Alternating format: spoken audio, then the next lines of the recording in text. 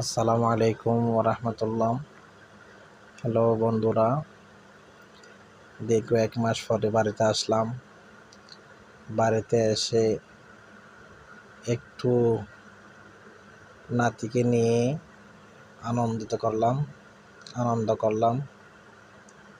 আমার নাতির নাম হচ্ছে মোহাম্মদ আদিল।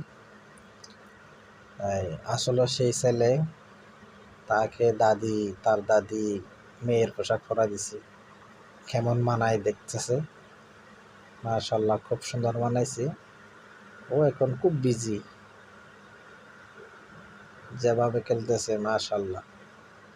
আমরা শুনতাম ছোট বাচ্চার মন নাকি বাদশার মন, কোনো টেনশন থাকে না, কোনো চিন্তা থাকে না, শুধু খেলা আর খেলা।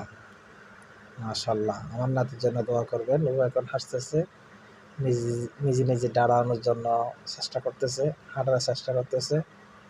ও বড় হয়ে ইসলামের খেদমত করতে পারে মতো, মানুষের পাশে থাকতে পারে মতো আপনারা সবাই দোয়া করবেন ওর জন্য।